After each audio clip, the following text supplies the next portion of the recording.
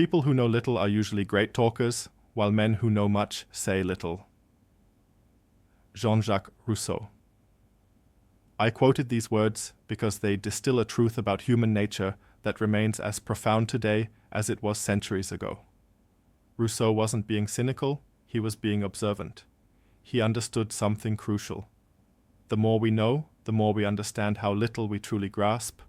Those who are loud, quick to opine, and certain in every matter often do not bear the burden of true knowledge, for genuine knowledge is heavy, it humbles, it demands reflection, nuance, and respect for complexity.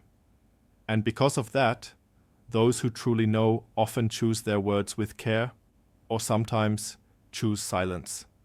Why I quoted Rousseau.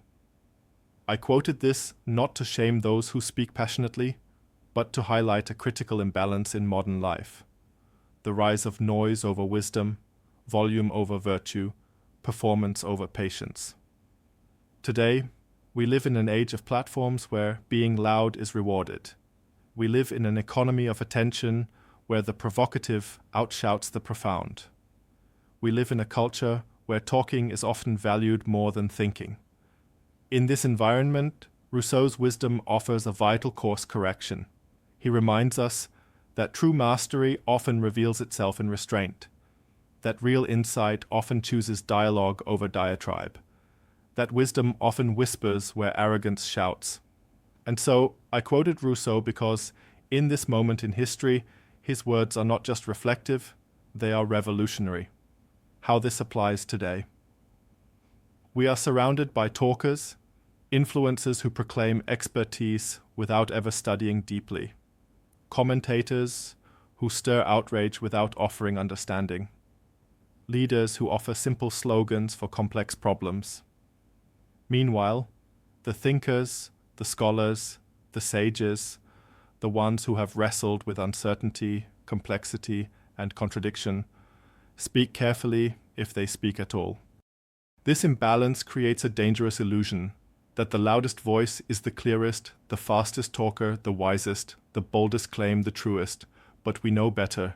In reality, depth requires doubt, wisdom demands waiting, mastery grows in silence before it speaks.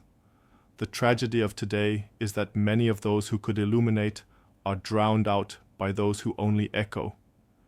And that is why Rousseau's observation must become our warning and our call to action. Advice for today and the future.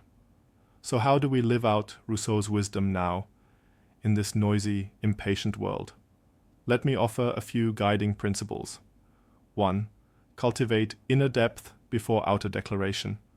Before speaking, ask, do I truly understand what I'm saying? Have I explored this issue from multiple angles? Am I speaking to build or simply to be heard? Speaking less, but with more substance, builds credibility and influence far more lasting than shouting ever will. 2. Respect silence as an intellectual practice. Silence is not emptiness, silence is reflection, silence is preparation. In your conversations, your meetings, your debates, practice strategic silence. Listen, reflect. Then speak with purpose. 3. Choose quality over quantity.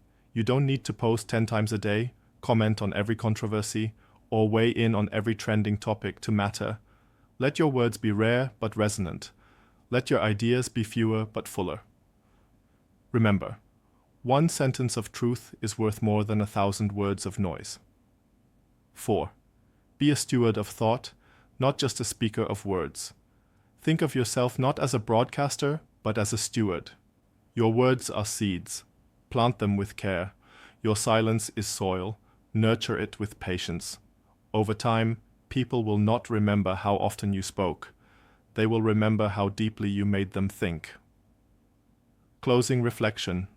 In quoting Rousseau, I am not advocating for elitism or suggesting that silence equals superiority. Rather, I am inviting us into a deeper relationship with knowledge and humility. True understanding makes us quieter, not because we are uncertain, but because we have seen the vastness of what remains unknown. True learning humbles, not humiliates. True wisdom respects not only its own limits, but the intelligence of others. So let us measure ourselves not by how loudly we speak, but by how thoughtfully we live. In a world full of noise, be the voice that speaks carefully, or the silence that invites reflection. That is not weakness, that is true nobility, and that is the future of leadership, wisdom, and authentic human connection.